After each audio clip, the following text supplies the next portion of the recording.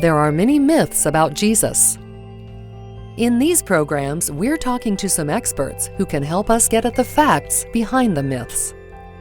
Skeptical scholars used to believe that the Bible's accounts of Jesus were written long after he lived, maybe in the 2nd century, by people who didn't know about the real Jesus. Professor Dan Wallace is one of the world's leading experts on the handwritten copies of the Bible's accounts. Here, he explains how the discovery of the earliest copy of one of these accounts overturned the ideas of scholars and showed that the accounts had been written much earlier than they thought. Perhaps the oldest fragment is papyrus number 52, also known as John Ryland's papyrus number 457, and this is housed at the John Rylands Library of Manchester University in England. It was discovered in 1934 by C.H. Roberts, who was a man recently doctored, got his PhD in papyrology and in classics. And he was rummaging around in the library of the John Rylands and discovered this fragment that is no larger than the palm of my hand, 2.5 inches by 3.5 inches.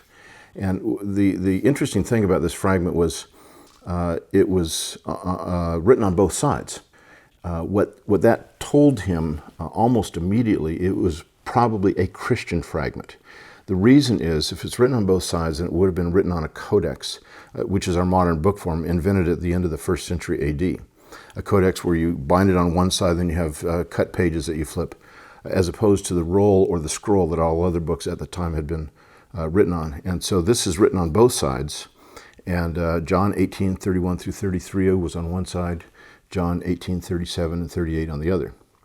90 years earlier than when C.H. Roberts discovered this fragment, in 1844 in the journal The Tübinger Jahrbuch, F.C. Bauer of Tübingen University had argued that John's Gospel cannot be dated any earlier than A.D. 160, and most likely was to be dated about A.D. 170.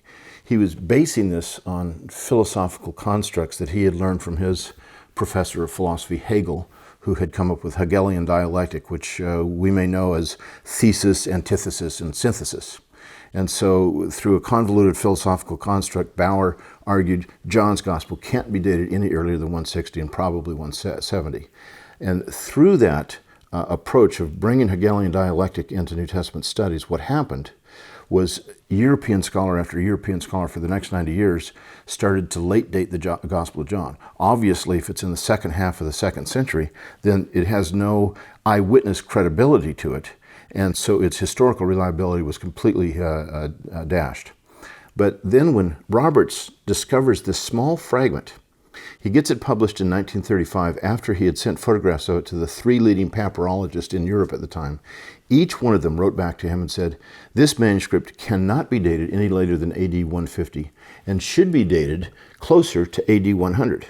A fourth demurred. He said, no, I think this should be dated in the 90s of the 1st century. So you have these scholars who are saying the copy of John's Gospel can't be dated later than 150. It's probably closer to 100. Typically, we date that at about 125 now, but really it's a date between 100 and 150.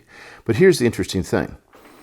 Generally speaking, a copy of a manuscript is not written before the original of the document. This sent 2 tons of European scholarship to the flames and brought John's Gospel back into the 1st century. And with that and the Dead Sea Scrolls and some other things that have occurred in the last few decades, now we're beginning to see that John's Gospel has historical credibility. The myth is that the Bible's accounts of Jesus were written long after he lived, by people who didn't know much about the real Jesus. The fact is that the accounts were written very early, within living memory of Jesus. Next time, we'll look at the evidence that these accounts are based on the testimony of people who knew the places where Jesus lived.